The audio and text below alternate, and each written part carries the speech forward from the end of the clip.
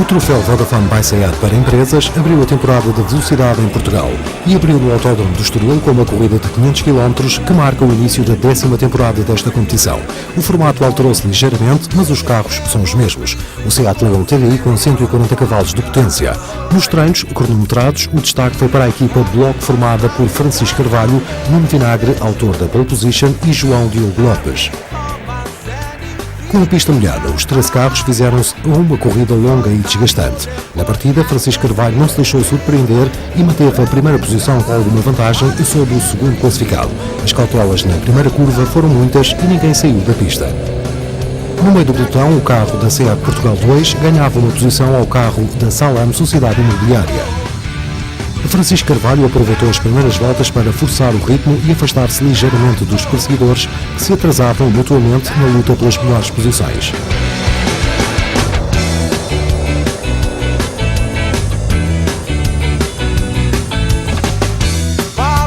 Lourenço Beirão da Veiga conduzia nesta altura o SEAT número 11 da equipa Choa 2 e estava em terceiro, mas esta formação teve alguns percalços pelo caminho e acabou a prova apenas no 11º lugar. O domínio da equipa Bloco manteve-se nas primeiras horas da prova e acabou por ser um furo quando Francisco Carvalho estava ao volante a retirar a possibilidade de vencer a corrida. A equipa SEAT Portugal 1 acabou por ser a última classificada na corrida de abertura do troféu Vodafone by SEAT, organizado mais uma vez pela Publi Racing. Em pista, a BL Sport discutiu um lugar entre os melhores com a equipa do interposto. Um pouco mais atrás seguia o SEAT no Ministério. Foi a andar desta forma que a BL Sport segurou a 4ª posição, terminando a corrida a mais de meio minuto do terceiro e último lugar do pódio. Lugar que foi ocupado pela Prime Promotion, de Pedro Barreiros, Luís Reis e Duarte Félix da Costa, que aqui tem um ligeiro deslize sem consequências para o Leão. E foi com este aspecto, sem para-choques e um farol a menos, que o carro da Publi Racing chegou ao fim. Conduzido pelos veteranos Mário Silva, Francisco Sandi Castro e João Pina Cardoso, o SEAT ficou na segunda posição a mais de um minuto da equipa vencedora.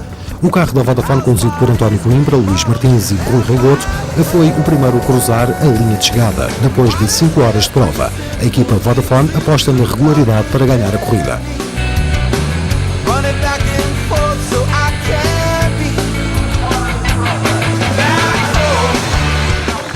A próxima prova do troféu Vodafone by SEAT está agendada para 26 de abril, no circuito Vasco Sameiro, em Braga.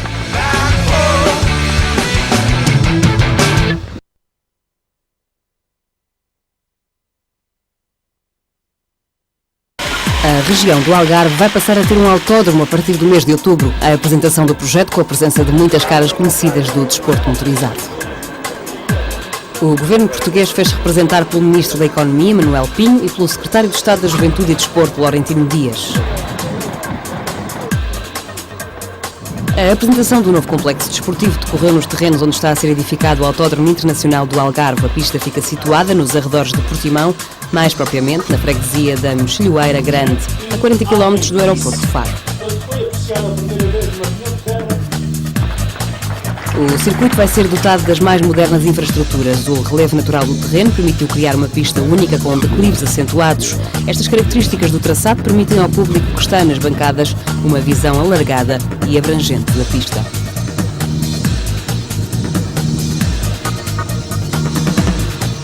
O complexo conta ainda com um cartódromo e o circuito algarvio já recebeu as aprovações das federações internacionais do automóvel e moto.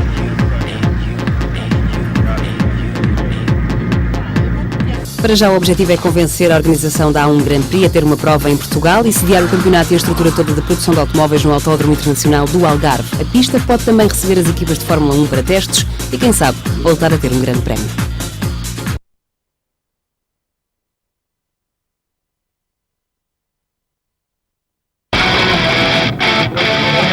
Ao contrário do que a imagem poderia deixar entender, a vitória no Rally TT Esporão, primeira prova do Campeonato de Portugal Vodafone de todo o terreno, não caiu do céu.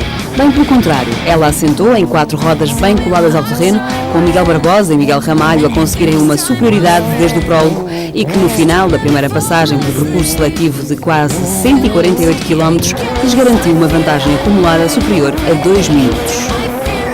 Deste modo, Miguel Barbosa preocupou-se antes de mais em não assumir grandes riscos e defender o seu avanço na segunda volta, conseguindo assim entrar com o pé direito na defesa do seu título.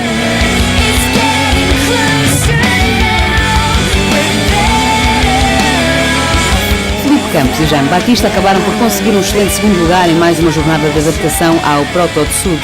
Um bom exemplo disso está no facto do piloto portuense não se ter apercebido que tinha feito a primeira volta com o diferencial central bloqueado, o que lhe fez perder imenso tempo. Com a situação revista para a segunda passagem, Filipe Campos foi o mais rápido na pista, mas sem conseguir anular a diferença para o líder.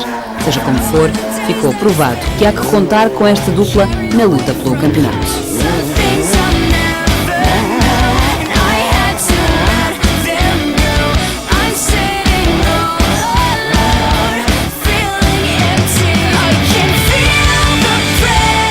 Ricardo Leão dos Santos, desta feita na companhia de Rui Silva, não podia desejar melhor desempenho na estreia do BMW X5, muito embora o piloto ainda tenha muito trabalho pela frente para adaptar da melhor forma o seu carro às características das provas europeias. Mesmo assim, Leão dos Santos fez uma prova muito regular e, embora longe dos tempos dos dois pilotos à sua frente, foi um consistente terceiro classificado, tirando ainda partido de alguns abandonos para chegar ao seu primeiro pódio no Nacional de Todo o Terreno.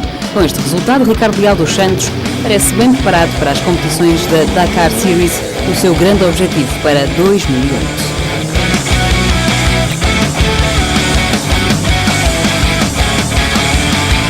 Não dispondo ainda da sua nova viatura, Miguel Farrajota e Nelson Ramos optaram por recorrer à Nissan Navara do ano passado e acabaram por alcançar um excelente quinto lugar, beneficiando claramente da hecatombe de desistências para chegarem a este ponto.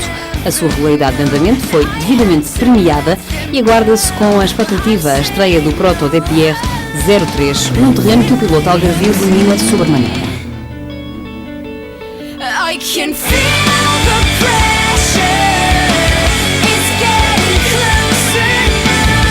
Depois de um excelente segundo lugar no prólogo, João Ramos e Vítor Jesus acabaram por desistir devido a despiste que acabou por fraturar o pulso esquerdo do piloto do Toyota.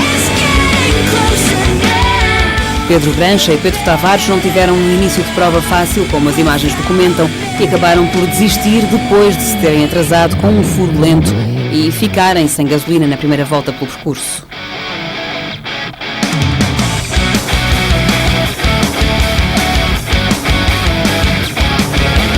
Sem ter conseguido terminar a preparação da sua Nissan, Pedro Gameiro e Pedro Figueiredo acabaram por alinhar no algo desatualizado Toyota Land Cruiser, mas foram obrigados a desistir com problemas no acelerador.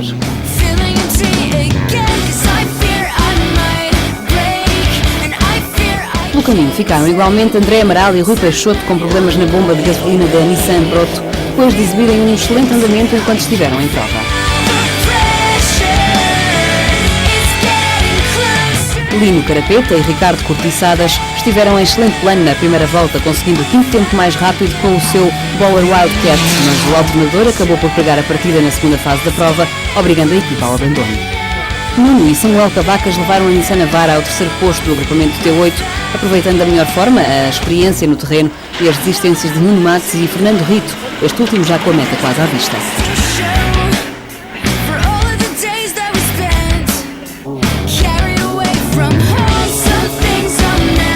José Barreto e Rui Marcos levaram o Mitsubishi Pajero ao segundo lugar do agrupamento, 13º da geral, depois de problemas de transmissão que condicionaram a sua atuação na parte da manhã.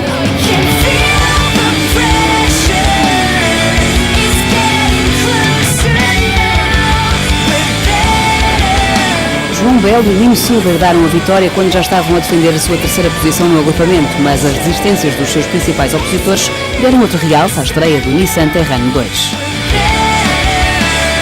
Nelson Clemente e Paulo Fiusa começaram bem, impondo-se no prólogo na categoria T2, mas comprometeram a sua liderança ao captarem na primeira fase da prova, sendo obrigados a desistir.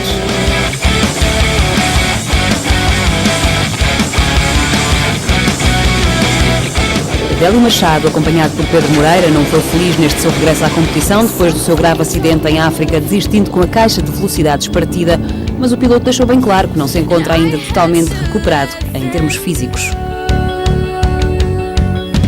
Mário Diniz Lucas e Francisco Luís alcançaram o terceiro lugar no T2 aos comandos do Mitsubishi Pajero, ainda a necessitar de alguma evolução para o nosso estilo de provas e que acabou por conseguir um resultado acima das expectativas gerais.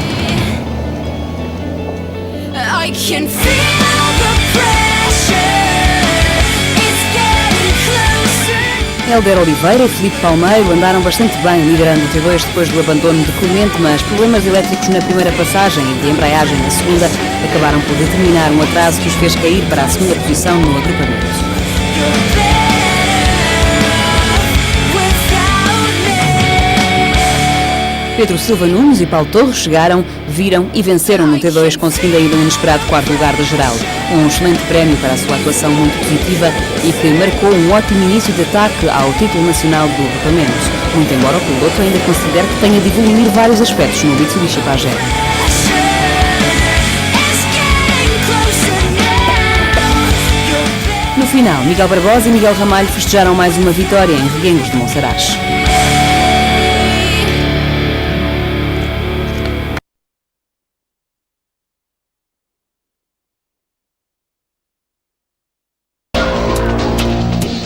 As primeiras emoções já lá vão. Agora, os 40 universitários finalistas do desafio SEAT by BPN estiveram no Autódromo do Estoril para um curso de pilotagem na preparação para a grande final. Tudo começou com um briefing onde, de uma forma teórica, foram explicados os diversos passos que uma competição automóvel encerra, não só em termos regulamentares, mas também de condução. Depois veio a parte prática, aquela porque todos ambicionavam com os 40 finalistas a terem o primeiro contacto com o SEAT Leon de 140 cavalos.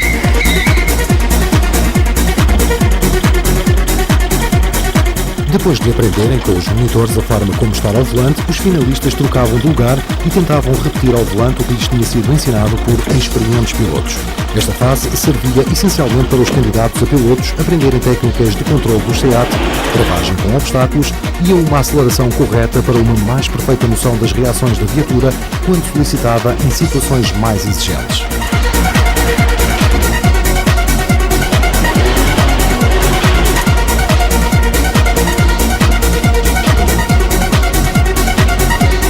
Depois veio o grande momento, com a passagem para a pista do Autódromo do Estoril, com os níveis de adrenalina claramente a subirem. A pista estava devidamente balizada, de forma a que todos os finalistas percebessem de uma forma mais direta as trajetórias ideais para o ataque a cada zona do autódromo. Na verdade, uma condução em circuito é totalmente diferente daquela que é praticada no dia-a-dia. E há que aprender todos os segredos que possam proporcionar um ganho de vários segundos por volta, pequenos truques que só os pilotos com muita experiência daquele traçado podem ensinar a estes novos e potenciais valores.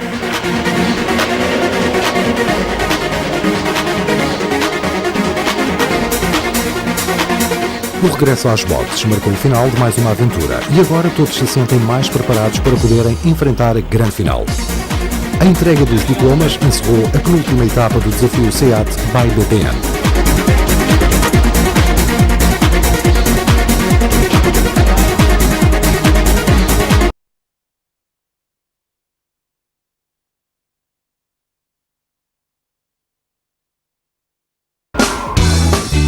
O Rally Torrier marcou a abertura do Campeonato de Portugal de Rallys, animando as florestas das zonas de Póvoa de Lanhoso e Vieira do Minho. Fazendo a sua primeira prova com Mário Castro, Bruno Magalhães não sentiu qualquer dificuldade em impor o Peugeot 207S 2000 desde o primeiro metro do Rally. No entanto, e apesar deste domínio, a diferença para os seus opositores não foi tão gritante como nas provas de asfalto, ficando evidente que o campeão nacional poderá ter maior concorrência nesta primeira fase do campeonato. Isso obrigou Bruno Magalhães a um ritmo muito vivo ao longo de toda a prova, sem grande possibilidade de aliviar o pé, a não ser nas derradeiras classificativas, é mais uma demonstração cabal de todas as suas potencialidades.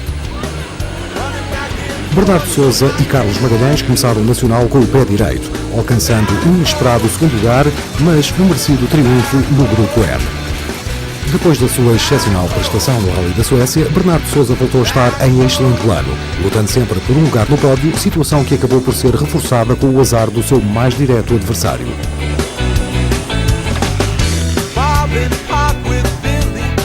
Também com o novo navegador António Costa, o piloto do Fiat Punto S 2000, José Pedro Fontes, rubricou uma excelente atuação, andando mais perto dos tempos de Magalhães e colocando o campeão nacional sob maior pressão. No entanto, e apesar dos seus esforços, ficou claro que Fontes terá de desenvolver ainda um pouco mais o seu carro se quiser dar outra oposição ao Peugeot. Mesmo assim, o segundo lugar parecia destinado à equipa Fiat, mas o motor do Punto recusou-se a trabalhar à saída da última assistência, obrigando Fontes